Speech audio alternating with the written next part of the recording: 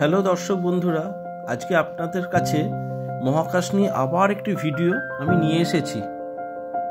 এখানে আপনাদেরকে আমি বলবো পৃথিবীর থেকে 13 লক্ষ গুণ বড় একটি নক্ষত্র সম্পর্কে। সম্প্রতি বিজ্ঞানীদের নজরে এসছে এরকম সুবৃহৎ একটি নক্ষত্র এবং তার ছবিও জনসাধারণের কাছে প্রকাশিত হয়েছে। সেই ছবিটিও আমি ভিডিওর একদম শেষে আপনাদের দেখাবো। আর অবশ্যই ভিডিওটা ভালো করে দেখুন, লাইক, শেয়ার ও কমেন্ট অবশ্যই করবেন। আর আমাকে উৎসাহিত করার জন্য অবশ্যই চ্যানেলটিকে সাবস্ক্রাইব করে দিয়ে সবসময় পাশে থাকবেন। যার সামনে সূর্য ও বিন্দুবৎ আকাশে লাল দৈত্য ছবি তুললেন বিজ্ঞানীরা। এই প্রথম আমাদের ছায়াপথের বাইরে কোনো নক্ষত্রের ছবি তোলা সম্ভব হলো। আর এই অসম্ভবকে সম্ভব করে তুলেছেন আমাদের বিজ্ঞানীরাই।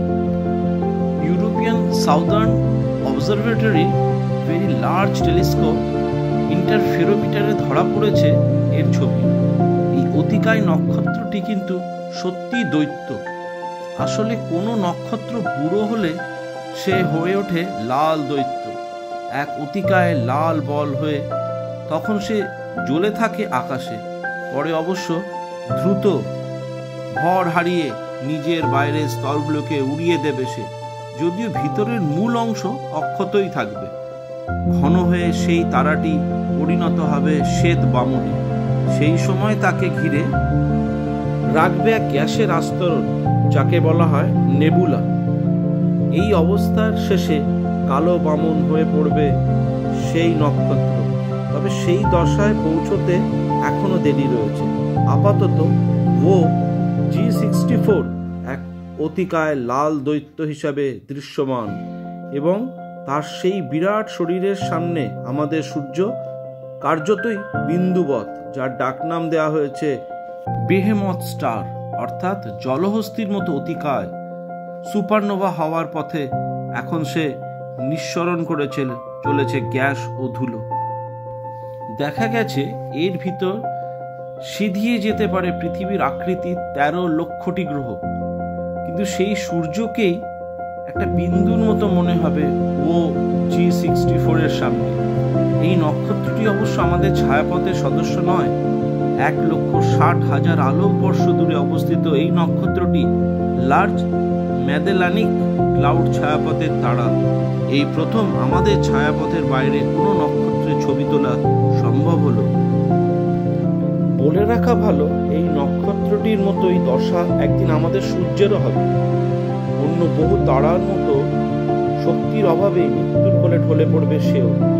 আদতে তো সেও কোনো নক্ষত্রের একটি উত্তপ্ত গ্যাসের বল, যা নাগাড়ে শক্তি বিকিরণ করে চলেছে। সৌরজগতের কর্তার বয়স প্রায় 450 কোটি বছর। এত বছরের আয়ু সত্ত্বেও সূর্যকে বুড়ো বলা যাবে না, কেননা নক্ষত্রের নিরিখে এর নেহাতি তুচ্ছ সময়। সেদিক বিচার করলে বলা যায় সূর্য এখন মাঝবয়সী তারা।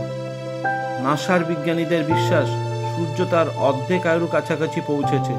তারা জানাচ্ছেন সূর্য এখনো অন্তত 500 কোটি বছর বাঁচবে। তার আগে তাকে পেরোতে হবে ও G64 এর মতন দশাও। আসুন আমরা দেখে নিই ও G64 নক্ষত্রের সেই ছবি। এই সেই নক্ষত্র যা পৃথিবী থেকে 13 লক্ষ গুণ বড়।